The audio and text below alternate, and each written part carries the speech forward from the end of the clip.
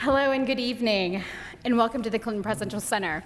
My name is Joyce Cuban, and I serve as the Communications Manager for the Bill, Hillary, and Chelsea Clinton Foundation. Thank you for joining us tonight, and as we welcome Professor Joseph Ellis to the Clinton Center. Before we get Professor Ellis up to the stage, I'd like to introduce a very special guest, Kathy Hamilton-Mayton. Kathy has served on the board of the Mount Vernon Ladies Association since October of 2012. She's the 8th Vice Regent to represent Arkansas and succeeding Mrs. Sam Buchanan of Little Rock.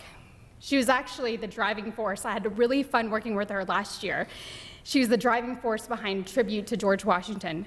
She was single-handedly brought the acts of Congress to Little Rock for you to enjoy, George Washington's personal acts of Congress. So I really enjoyed having that partnership.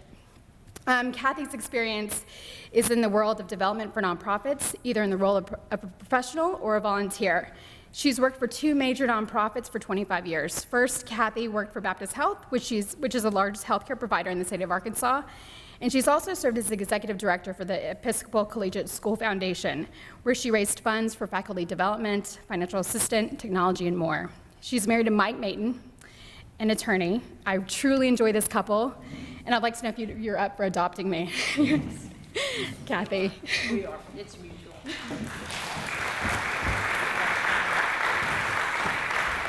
And the answer is yes, we would adopt Joy any day, anytime. But as she said, I am very pleased to welcome our special guest tonight, Joseph Ellis. One of the nation's leading scholars of American history, he has authored 8 books, including Founding Brothers, The Revolutionary Generation, which won the Pulitzer Prize, and American Sphinx, a biography of Thomas Jefferson, that won a National Book Award. Of course, as the Vice Regent, as she said, representing Arkansas, following in the footsteps of my very able friend, Frances Buchanan, to the Mount Vernon Ladies Association, my favorite book Joe has written is his Excellency, which is a fabulous book on none other General George Washington. Tonight, he is here to discuss and sign copies of his most recent book, Revolutionary Summer, The Birth of American Independence. Yet another great book, which I just finished over the weekend. Joe's essays and book reviews appear regularly in national publications, such as the New York Times, the Los Angeles Times, the Wall Street Journal, the Chicago Tribune, the New Republic, and the New Yorker. His commentaries have been featured on CBS, C-SPAN, CNN, and PBS's The NewsHour with Jim Lehrer. He's appeared in several PBS documentaries on early America. Currently, he teaches at the Commonwealth Honors College at the University of Massachusetts at Amherst. He previously taught at Mount Holyoke College and at the United States Military Academy at West Point. He lives in Amherst, Massachusetts, with his wife, Ellen Wilkins Ellis, 2 dogs, and a stray cat. But I dare say that the stray cat now feels like a member of the family. He is the father of 3 sons. The youngest, Alex, is a student at the University of Mississippi, or as we say, Ole Miss. So please help me welcome my friend, Joe Ellis.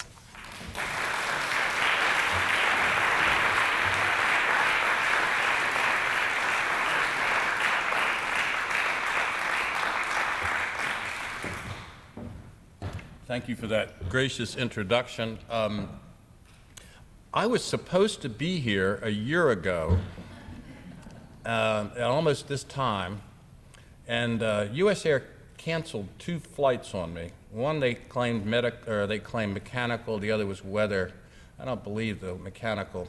At any rate, they were disappointed, and I was disappointed, and they had bought 150 hardback copies of this book, His Excellency, which is now, just as of this week, available in paperback. And I said, send them to me.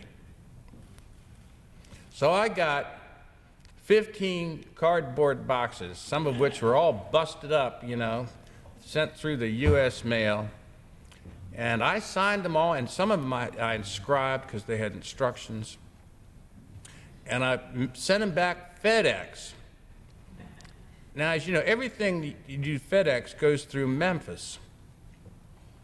And somewhere in Memphis, 2 of the boxes got confused with other boxes. And you got 13 boxes of Revolutionary Summer and 2 boxes of the King James Bible.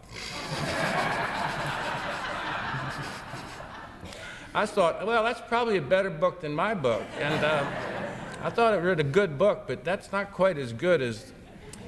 Anyway, my youngest son was mentioned. He is going to be a senior in the Honors College at Ole Miss. And if you have any doubts about purchasing this book, realize that every cent will go directly into every royalty cent will go into the scholarship fund for Alexander Ellis. And he's the last of my 3 sons. I want to talk to you today, and I'm going to talk, I'm not going to read to you. I presume you'd prefer that. Bill Clinton was really great at this. He had all these scripts and all these things around him, and he wouldn't even read them. And so this is going to be an attempt at a Clinton-esque version of a speech, although he's the best there is at that in modern politics, I think.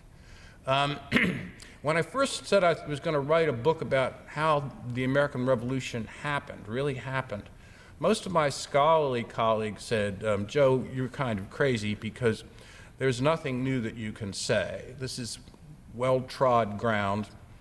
Most of the issues have been rehashed, and everybody knows the story, and if they haven't read about it, they've seen the play 1776, which is, one of the parts of the American repertoire theater that everybody sees. And so, good luck.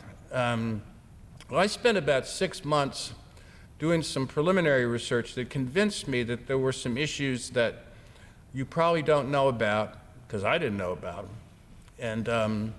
And I spent 40 years studying this stuff. So one of my jobs this evening is to convince you to purchase the book, a veiled, not so veiled effort here, but also to do so because there is material there and there are issues at stake that that you don't know about, in some sense we need to talk about. You'll see what I mean.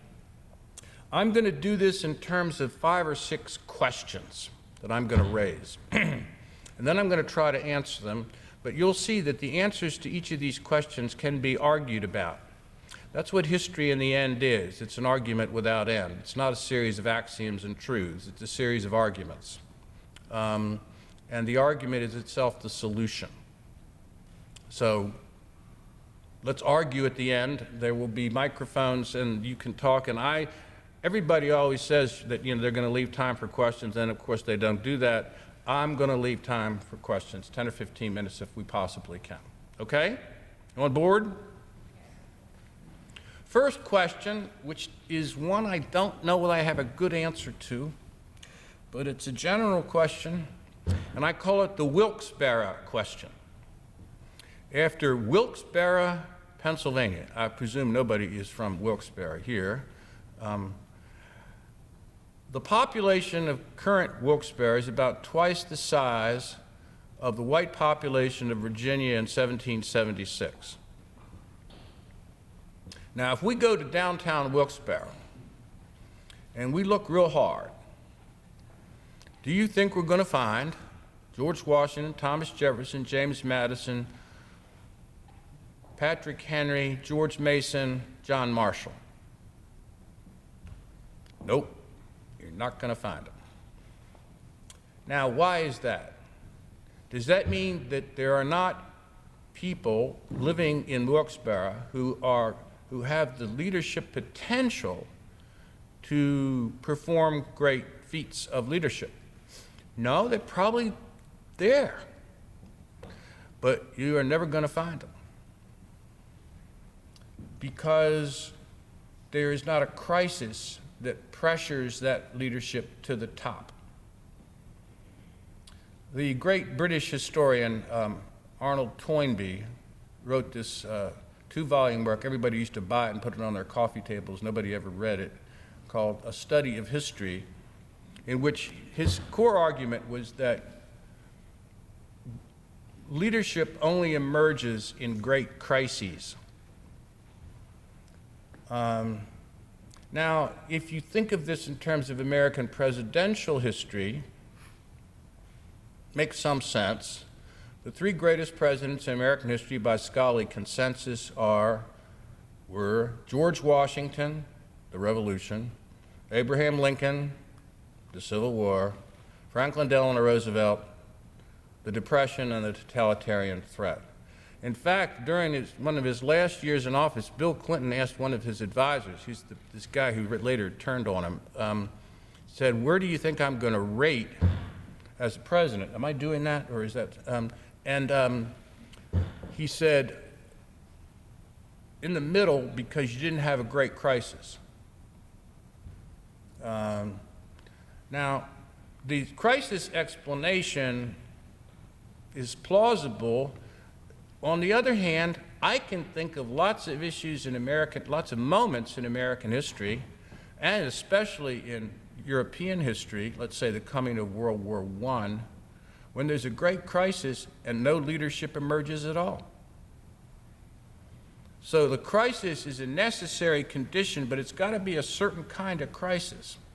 And in order to try to give you an example of what I'm going to talk about, what I mean here, this doesn't answer it, but it's a story that gives you some way of thinking about it. In May of 1775, George Washington emerged from Mount Vernon with his military uniform on.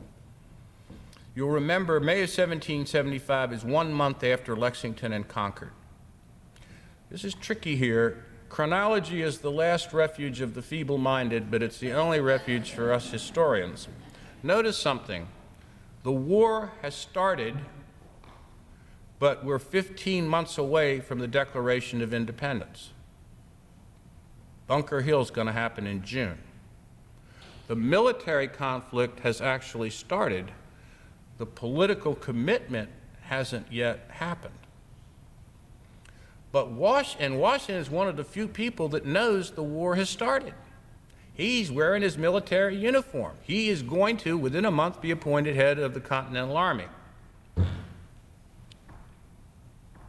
He says to his manager, Lund Washington, who's a second cousin, "Lund, when the British come up to burn and destroy Mount Vernon, not if, but when, I want you to get my books out and I want you to get Martha out," presumably not in that order. He presumed when he left he was losing everything. He was committing himself to a cause which probably meant everything he believed in or had worked for at Mount Vernon was gone. As it turns out, somebody ought to fix this. As it turns out, 4 years later, in 1779, a British frigate does come up the Potomac, and it anchors right off of Mount Vernon. And Lund thinks, "Oh my heaven, this is it." So he sends a little skiff out with fruits and gifts to appease the British captain. And he gets out there, and the British captain says, "Oh, I'm just fishing for herring." He doesn't know Mount Vernon is there. Well, he knows the mansion is there, but he doesn't know it's Washington's. So Lund writes Washington and says, "You can't believe, but we had this great luck, and I'm so happy, and this is what happened." And Washington writes back to him. He says, "Lund, I am extraordinarily upset at what you've just told me, and I'm extremely disappointed in your behavior. You have stained my honor. Next time, let them burn it to the ground." This is what we're dealing with here, okay? He's an honor-driven man, but the cause, capital C, you have to commit completely. You have to be, it's like a poker game, you have to be all in. And he was. Okay, second question. Was the American Revolution unavoidable and inevitable? Well, in some long-term sense, it was probably inevitable that the North American colonies would eventually evolve and separate from the British Empire in 100 years or so, sort of like Canada. But it didn't happen that way. It happened suddenly. And the answer to the question is, no, it wasn't inevitable at all. In fact, until you get into the middle of the spring of '76, almost everybody thinks it's not going to happen. Because there are people on both sides here who see the way through this. There has been a constitutional struggle for 10 years, since 1765 with the Stamp Act, in which the colonists claimed that you cannot tax us without our consent. We are British citizens. As British citizens, we cannot be taxed without our consent. And they later expand that you can't legislate for us in any way because you're stationing troops here and you're quartering them and you're doing all these other things. The answer to this is clear. In the House of Lords, William Pitt, no less than William Pitt, makes this case. In the House of Commons, no less than Edmund Burke makes this case. In a petition sent by the Continental Congress, Thomas Jefferson makes this case. It's really simple.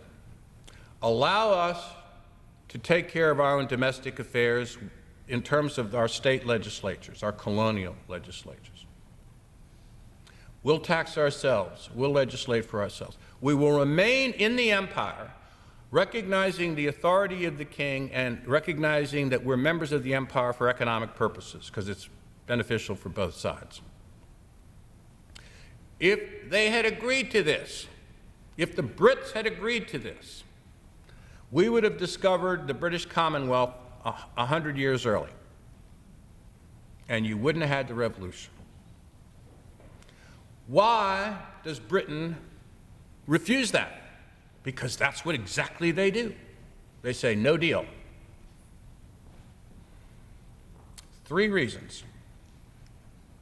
1, in 1768, the great William Blackstone, British jurist, wrote a pamphlet that became very famous, in which the central point was that in any government, in any nation, in any empire, there has to be some final source of political authority, some place that is sovereign and makes ultimate decisions in the end as the final sovereign choice.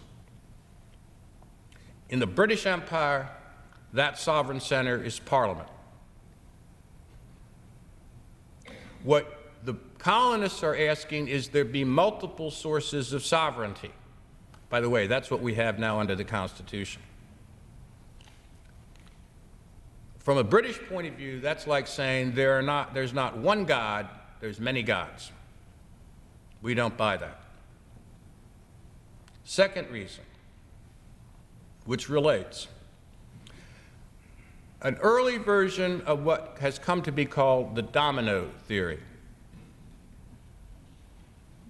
What happens if we do this in Canada?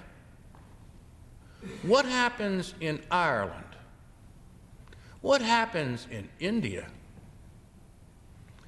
We lose the status of an imperial power. We're conceding that we are not sovereign. Finally, why should we do it? Because we can crush you militarily without any real sweat. The British Army is pretty good. It's not as good as the Prussian Army. It's about as good as the French Army. But if you put the British Army and Navy together, they are the #1 military power on the planet. If you think about it, how many wars did Great Britain lose between 1750 and 1950? 2. The American Revolution and the war against Afghanistan. Now, there were some other things like the Boer War and stuff like that. You might want to say it was a draw, but anyway, they don't think they need to make any accommodation. And here is the third question, and it follows naturally from the answer to the second. How is it that there is an emerging, almost suddenly emerging consensus within the Continental Congress and within the respective colonies in the countryside that we're prepared to risk independence? Because it didn't exist a few months earlier. Now, one of the answers you'll get in textbooks that's not wrong, but it's only partially right, is that in January of '76, this otherwise unknown guy named Thomas Paine publishes a pamphlet called Common Sense, which is electric. It sells 150,000 copies in 3 months, which is the rough equivalent in our population, like 20 million copies. And it makes the case for the first time that we need to break with the king, not just with Parliament, but with the king. It's the final link. But the reason, Ellis says, that the Paine pamphlet has such an impact is that what's happening then is that the largest amphibious force ever to cross the Atlantic, 327 ships, 42,000 soldiers and sailors, is coming to invade America. They're probably going to invade in New York. That's what we think, and that's what they're going to do. It's bigger than the city of Philadelphia. It's the largest amphibious force to cross the Atlantic until the American Expeditionary Force in 1917. The Brits, George III is the key person here, has decided we are going to crush this rebellion in the cradle, and we can do it. This, it turns out, is the biggest blunder in the history of British statecraft, and let me tell you, that is saying a lot. But if you want to know why the opinion in the countryside shifts, this is it. How do you know that, Joe? I spoke to them, no. On May 15th, the Continental Congress sent a resolution, actually drafted by John Adams. He thinks it's the real Declaration of Independence, by the way, asking all the colonies to rewrite their colonial charters or constitutions as state constitutions. Now, if you're going to do that, that means you're ready to rock and roll. There is this source. It was gathered in the middle of the 19th century, in the 1840s, by a guy called Charles Force, who's an archivist. 10 volumes, each volume is over 1,000 pages long. It's not indexed. It's a gathering of all the primary material that can be gathered before the revolutionary generation completely disappears. And in there, for example, you'll find that in, say, the Commonwealth of Massachusetts and the colony, they sent this out to 49 towns, and we have the response of every town. Same in the counties in Virginia. They almost all say the same thing. We cannot believe we are being asked to decide this. Normally, the biggest issue coming before us is what size of, how many pigs you can keep in the center of the green. And now we're about ready to decide whether we're going to leave the British Empire. And not so many months ago, more than 4 months ago, we would have said no. But now everything has changed because they're coming here to invade us. A lot of them mentioned that they've brought 20,000 Hessians. They hate the Hessians. The Hessians take no prisoners. The Hessians are known to rape all women. So, the reason that the commitment to independence congeals both in the Congress and in the moderate position no longer is tenable is essentially George III has declared his independence of us.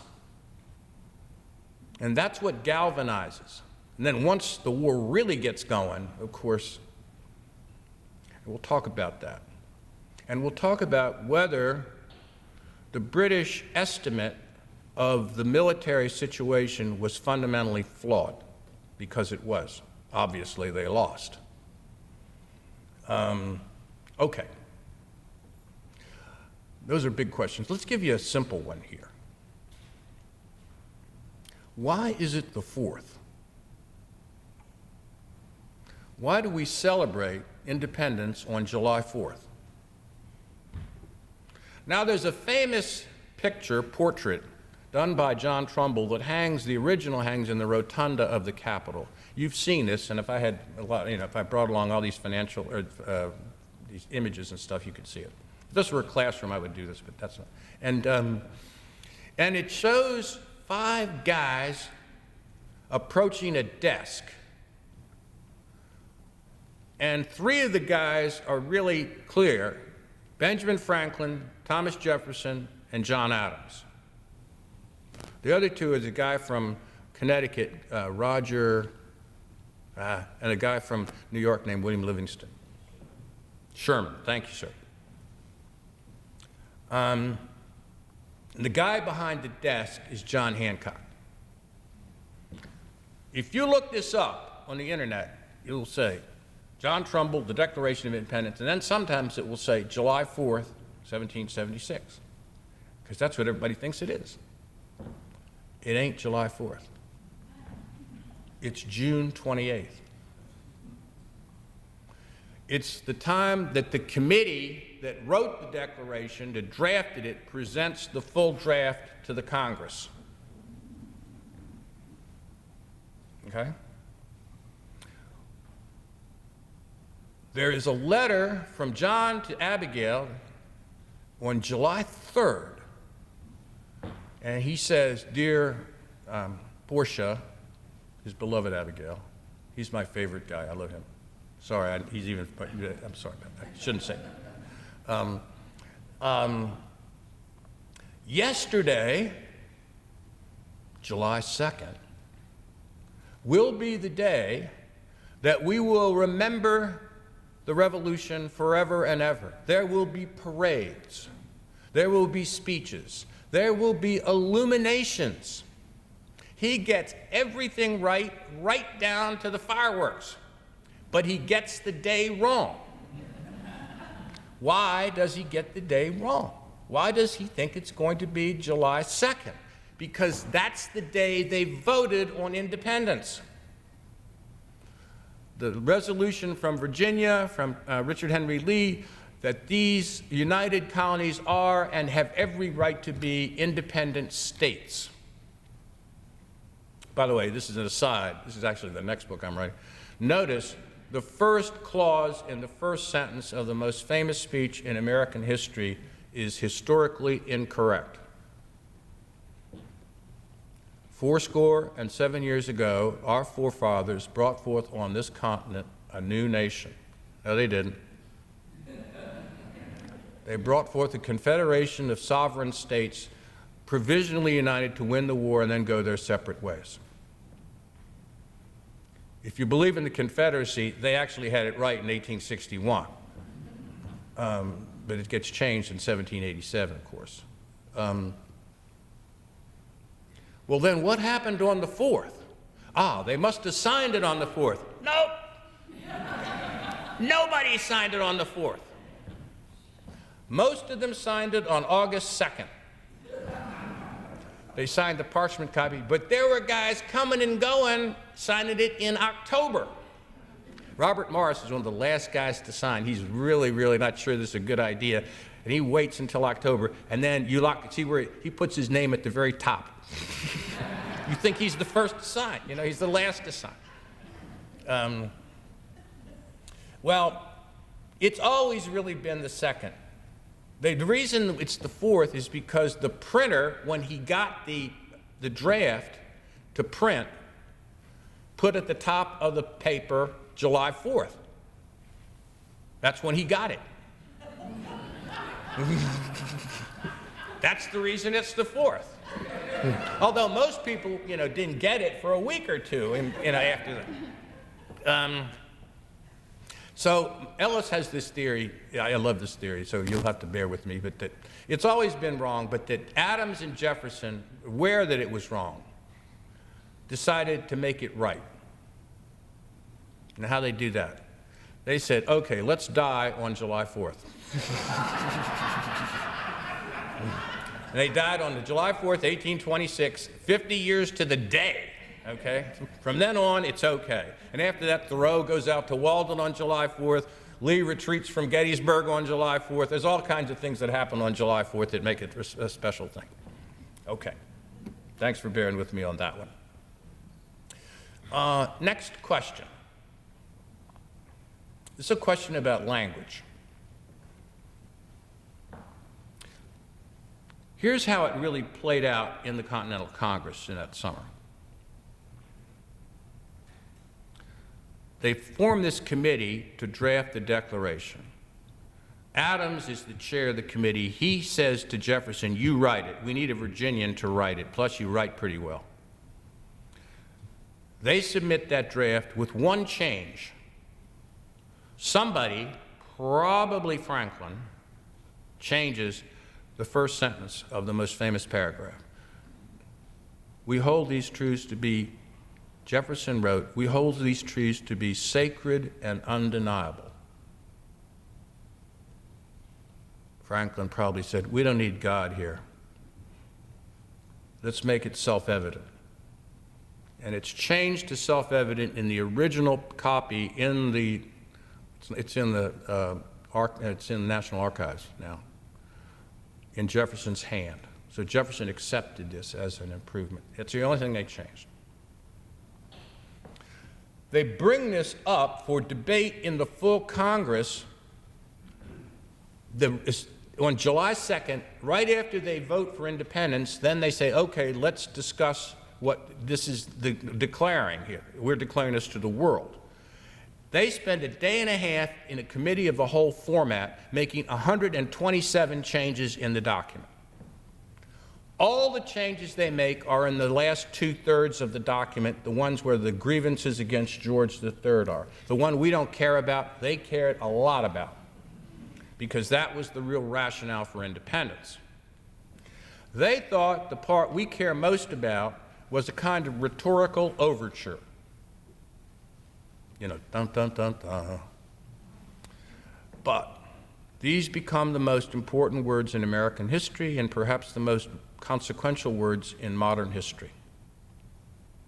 We hold these truths to be self-evident, I hope I get this right, that all men are created equal, that they are endowed by their Creator with certain unalienable rights, that among these rights are life, liberty, and the pursuit of happiness, that to secure these rights, governments are instituted among men, deriving their authority, their just authority, from the consent of the governed. Whoa!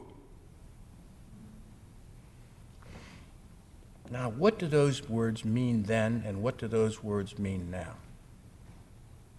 It's not the same thing. What do I mean? Lincoln reinterpreted the words in 1863. That's what the Gettysburg Address is all about. The war is about slavery. For the first time, the Civil War is not about the Union, it's about slavery. And slavery is incompatible with the values of the Declaration. Does Jefferson think that? Maybe. Why maybe? Why maybe probably? Because what's the original Lockean phrase? Life, liberty, and property. Jefferson changes property with pursuits of happiness. Where does he get pursuits of happiness? From George Mason, who's rewriting the Virginia Constitution down in Williamsburg. He uses the phrase. Life, liberty, property, and the right to pursue happiness. Shifting from property is a big deal because that's going to be the major slave owner's defense on slavery, okay? So it's possible that's what he intended. He also included a paragraph later in the arguments against the king. He has committed outrages in which he blames George III for the slave trade. Now, people read that to be against slavery. It's really against the slave trade. And that's tricky in Virginia. Most every slave owner in Virginia is in favor of ending the slave trade because they have too many slaves. They're overstocked, and it will increase the value of their stock if they end the slave trade and can sell their extra crop of slaves to South Carolina and Georgia, which is what they're going to do. So it's not the moral high ground. It looks like they cut it because they don't want any mention of slavery at all in the document. But the question I asked a little while ago, what does it mean when we say we hold these truths that all men are created equal? Well, I mean, in some sense, you can see this as this expansion of the meaning of those words over the next 2 centuries. In 1848, the women at Seneca Falls say it means women's rights. Now, they're not going to get that until 1919. Lincoln says in 1863 it means the end of slavery. Martin Luther King in 1963, in August of 63, on the steps of the Lincoln Memorial, says it means the end of segregation. That's where he and Jefferson can't. It's interesting. If you go to the mall, the Martin Luther King Memorial is now looking right at the Jefferson Memorial. Man, that's a conversation I'd like to get into. Because Jefferson really is a racist. He believes that blacks were not just inferior, but biologically inferior. He has this horrible letter. Somebody in 1806 asks him, a Virginia planter says, well, you know, we got all these mixed race blacks here. How do we judge who's still black? And he says, well, if they're fully black, they're obviously black. If they're half black, they're still black. If they're 3/4, they're still black. By the way, Sally Hemings is 3/4. If they're 7/8, he says, the blood clears. And then they become white. All of his kids, by Sally Hemings, are by that definition of white. And most of them could pass, and did. But he's a racist. And he'll have a hard time agreeing with the Civil Rights Act of 1964 or 5. Oh, we could educate him. That's the reason Martin Luther King needs to talk to him there, you know, on the ground. And give you a final example. John Adams comes back from France in 1779, and he's immediately going to be sent back again. But he's got like 6 weeks. And it happens that in those 6 weeks, they're writing the Massachusetts Constitution. And so the Constitutional Convention is like 300 people. The 300 people appoint a committee of 25. The committee of 25 appoints a subcommittee of 5, and the subcommittee of 5 appoints one person, Adams, to write the whole thing, which he proceeds to do in about 3 days. And at the beginning of the Massachusetts Constitution, he takes from the Virginia Constitution and the Declaration the following language. We hold these truths to be self-evident that all men and women, oh, Abigail, you got him, you know, are created equal, and blah, blah, blah, blah. And he talks about life, liberty, the property, he puts property in, and the right to pursue your happiness. 6 years ago, maybe now 7, the Massachusetts Supreme Court interpreted that language to mean that the prohibition of gay marriage was unconstitutional.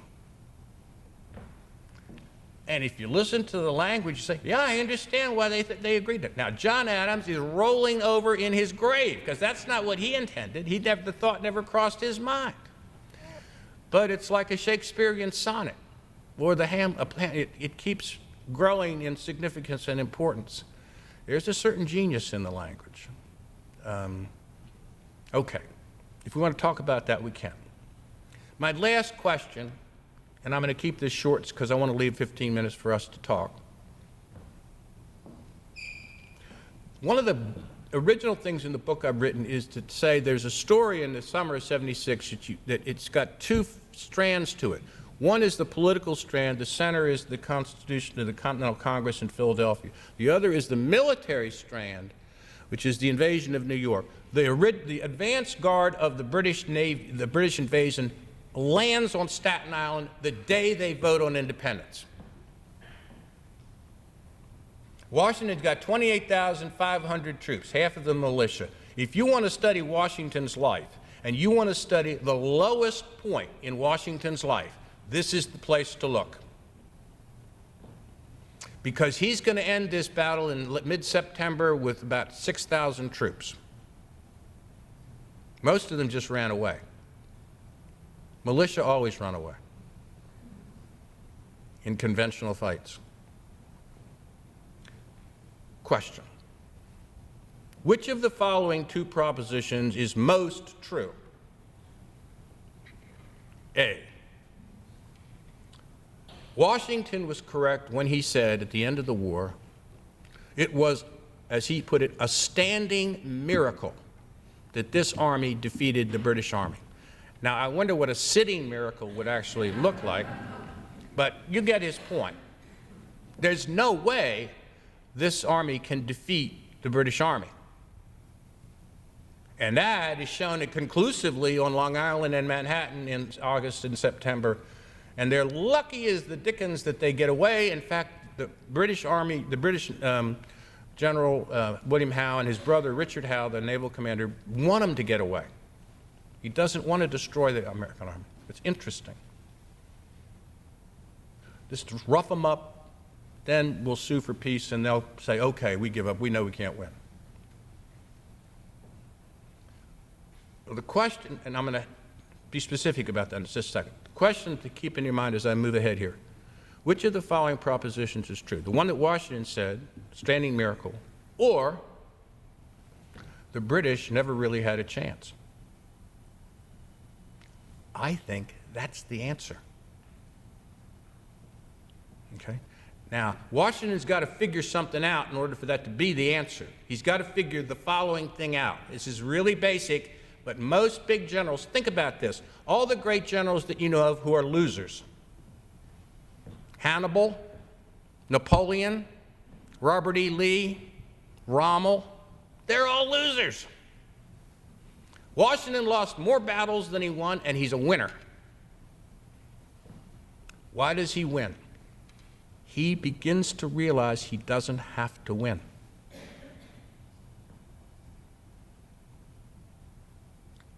All he has to do is not lose. That is a big deal. That is a huge deal, okay? And that means you fight the war differently. You fight it defensively. It's not a guerrilla war because they've got a conventional army here, but you only fight in certain situations. You never allow the Continental Army to be put at risk, complete at risk, as they were on New York. If you look at New York, New York is an archipelago. They should have never tried to defend New York. There's a meeting on Staten Island on September 11th, that's a hell of a day, in which the British naval commander, Richard Howe, asks the Continental Congress to send a delegation to talk about ending this conflict. They have just wiped up the Continental Army on Long Island. And they've made a miraculous escape, the survivors, across the East River. It's the American version of Dunkirk. This is one of the most important engagements in the war. Nobody ever painted it because it's a defeat. But it's really not a defeat because they survive. Well, Howe wants to talk to him about the fact that, look, it's pretty clear you can't win this war. Let's get serious. Let's negotiate a peaceful armistice. We'll give you all the rights you wanted. We'll now do what you said you wanted to do. Well, they send four people, actually 3 people. They send Franklin, Adams, John Adams, and this guy from South Carolina, Rutledge. And Howe makes his point. Look, you can't win.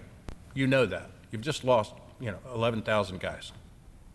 And the rest of the army escaped across the river by sheer miracle. Franklin, who knew Howe in London, says, Sir Richard, quite the opposite. You have no chance to win. So it's not just me that's making this up. You have devoted all this energy, and all you've got is a small sliver of the coast, the northeast coast of America.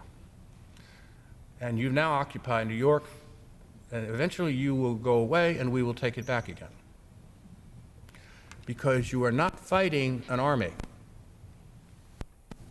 You were fighting a people. Now, about 19% of the population is loyalist, okay? In New York, it's larger than that.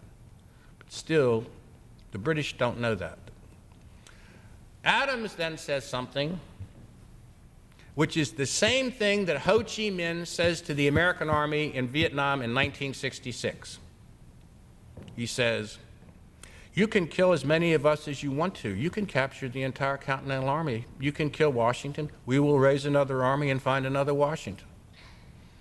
We have a population that produces an extra 25,000 males a year, and we can raise an army of 200,000 if males between 15 and 40. You can't win. Actually, Franklin says, this is like the Crusades. You're going on this crusade and you're going to all lose. Anyway, I'm going to end this here, but I got an invitation several years ago when the American invasion or military movement against Iraq was starting. And there's this woman on the New York Times, the LA Times, Susan Kenneman, who for whatever reason likes me. And she said, Joe, I want you to write a piece about what George Washington would do about Iraq. So I said, well, look, Susan, he wouldn't know where Iraq was. And you're trying to draw a connection between the past and the present, which is like, it's one of my favorite analogies, planting cut flowers. She says, that's really funny, Joe. Just write the gosh darn piece, okay? So I wrote this piece in which the main point was Washington would say, I don't understand this war because we have become the British. And I don't know how we did that. It doesn't make sense to me.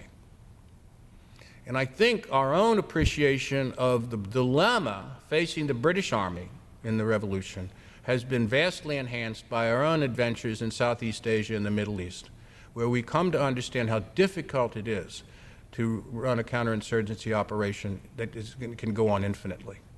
I think that, in other words, the revolution has words that continue to speak to us in the Declaration itself, and they've got controversies that continue to be the ones that we try to resolve as best we can.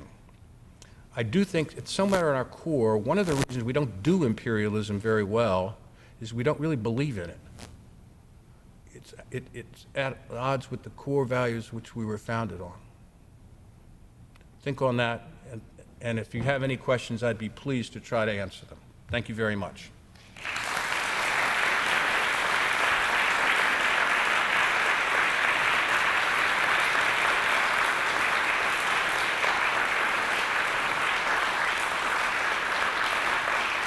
They have microphones over there.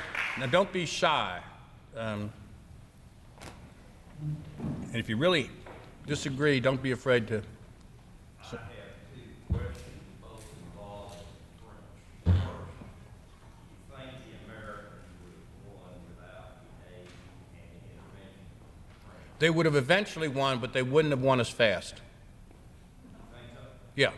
It was absolutely essential for Yorktown was a largely French military venture. The French army had the finest engineers in the world. The Americans didn't have any engineers. They couldn't stage a siege. So your appreciation of the French is absolutely real. And Rochambeau and the French army was absolutely essential. On the other hand, I cannot imagine any scenario. The longer the war goes on, the worse it is for the Brits. Public opinion in Britain, in London, was really against the war. The merchant class was against it because they were losing money in terms of trade. So it would have gone on longer, but I don't think the eventual end would have been different. I think the French arms were indispensable. Absolutely, absolutely. The second one, do you have any thoughts in contrast to the American Revolution as compared to the later French Revolution? Oh, yeah. With respect to quality of leadership and consequences? Yeah, I mentioned Rochambeau. Rochambeau actually gets guillotined in the French Revolution.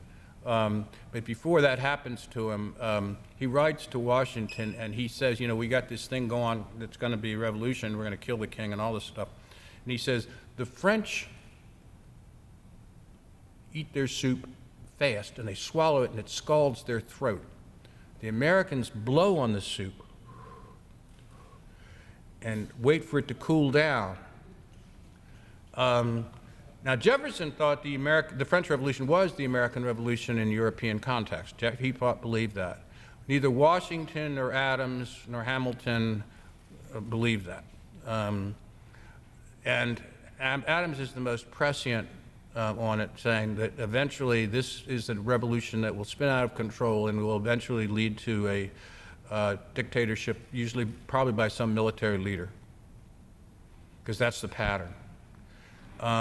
They're trying to achieve too much too fast. One of the successes of the American Revolution is it slides seamlessly from colonial legislatures' control as colonies to the sovereignty of the states, who, and many of the constitutions remain very similar.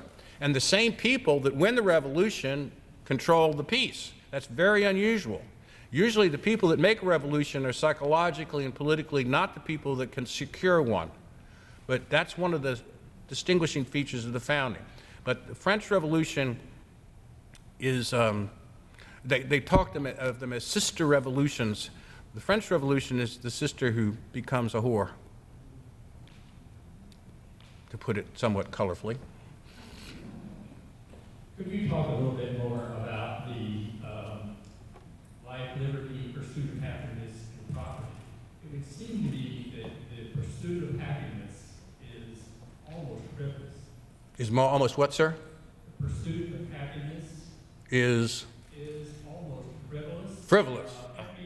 Heresy. Whereas property would have been, excluding the fact that we were talking about slaves, but property was very real and could have been very important. Well, yeah, and most states don't do away with a property qualification to vote until the 1820s or 30s. Adams goes to his grave believing in, you know, everybody, if you don't have property, you can't vote. Because it's the Harringtonian principle of stake in society. If you don't have a stake in society, you're not really a citizen. But your original point is that the pursuit of happiness sounds, as you referred to, as frivolous. I don't know where George Mason actually got that phrase. I think it's from something in English poetry. That might even support your position. I think, though, listen to the following argument. I spent 6 years trying to write a book about Thomas Jefferson. So I've had reason to try to deliberate on matters of this sort.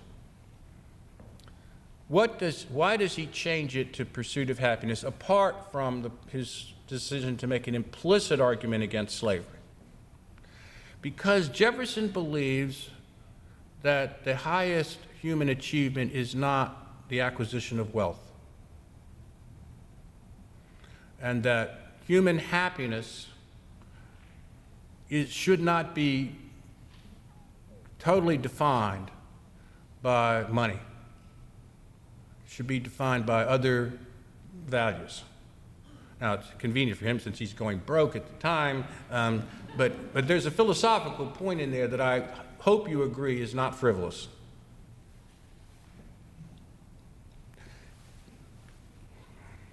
Joe, first of all, thanks for being here tonight. I really enjoyed very much your words.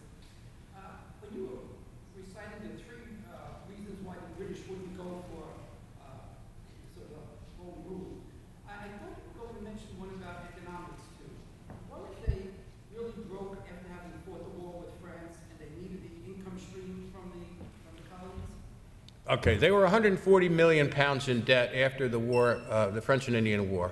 And their argument was, look, we fought this war for you guys and we paid. Now, that's not really completely true. We paid for a lot of it too, and we suffered a lot of casualties as well. From a purely economic point of view, the British economy is one of the first economies to become capable of huge debt. and actually use the debt. And they got a banking industry that's the only one, I mean, the Dutch have one too. But from their point of view in, say, the 1760s and early 70s, it's only reasonable for us to ask you to pay your fair share, right? That's true. But once it becomes a constitutional crisis and it's clear that we're not going to do this because it violates a political principle that you also claim to believe in, namely that British citizens cannot be taxed without their consent, what they decide to do is kill the goose that lays the golden egg. From a long-term economic point of view, they would be much better off retaining, hegemonic control over this, because look what's going to happen. This is going to be the biggest economy in 19th century, world. If it had remained part of the British Empire until, let's say, 1870s or something like that. Now, interesting, what would have happened, because the Brits end slavery in 1831. What would have happened if we were still in the British Empire and they said that? I think the South would have seceded from the British Empire. And that's where they get their cotton from. But I think in the short run and in the way in which it was perceived by the British ministry, what you said, sir, is absolutely right. And we exaggerate. I mean, there's a kind of neo-quasi-paranoia here. Because if we let them say they can tax us, it's not the amount of money that counts. It's the principle. Because once you allow that, you cannot go back. And you've lost your right to control your own future. And that's the argument that the colonists are making in the 1760s. But, if you've been able to speak to George III and Lord North and say, by the way, listen, you guys, this is going to turn out to be a bad decision. They were, one of the things, they were so confident that they could wipe these, that they were just, and it's so imperious. Like Washington applied to be an officer in the British Army and they rejected him. Just think of what would have happened. And when Washington got rejected, Washington didn't say, oh, I've been rejected. He thought, you are stupid. Washington was not a guy that suffered fools gladly. And one of the things that is at the core of his anti-imperialism is the way in which he was treated by the British Army. All right, I'm taking up too much time. We got room for at least, it's 4:59. I said we get out of here by 5 o'clock. Sir, go ahead. You got a question?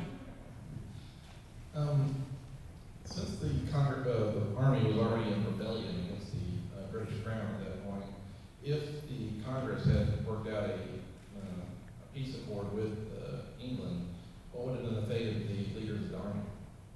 Well, because of that, they were never going to do that. There was this, they were basically what the Continental Congress said: we've crossed the Rubicon, we can't go back again. But to respond to the thrust of your question, there was a list of names of people who, if we made peace, were going to be hung. The number one name on the list was Sam Adams. The number two name on the list was George Washington. One of the reasons he ain't going back. John Adams was really upset that he wasn't higher up on the list. Remember when the Nixon list came out, in the 70s? He said, like you weren't on the Nixon list and everybody wanted to be on the, like John Adams wanted to be up there on the list, but that they had decided that there were certain leaders. See, from the British point of view, the whole rebellion was caused by a few leaders. Most Americans were not in favor of it. There were these few people that sort of stirred all this up and caused all the trouble, and we'll hang them and then we'll go on and be happy ever after. But trying to find out who's on that list is almost as difficult as finding out what the Catholic Church used to have on its books you couldn't read. It's very secretive. But Washington was number two. I want to thank you for coming. Or there's one more question. Can we let this woman ask a question? I was just curious if you think that Washington. I'll repeat it. Requirement that these soldiers be vaccinated against Oh. smallpox is one of the great decisions. Absolutely. So the question is Washington made a decision early in the war, 1777, to vaccinate all incoming soldiers, all soldiers that were in the Army and then came in, and you had to go through an incubation process to get into the Army. Given the fact that smallpox actually, there was a raging smallpox epidemic going on at that very time. Smallpox killed more than 4 or 5 times as many people as the actual combat did.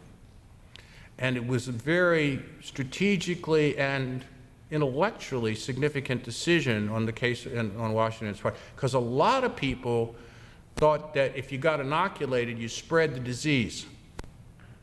You know, the way inoculation went, they actually inoculated you with real toxic stuff, unlike today, and then you were put in a room with a bunch of other people, and sometimes that spread. But I wrote this book about Washington, and I said it's the biggest strategic decision he made during the war. So don't get smallpox. And buy American, what is the name of this book? Oh, Revolutionary Summer. Thank you very much for coming.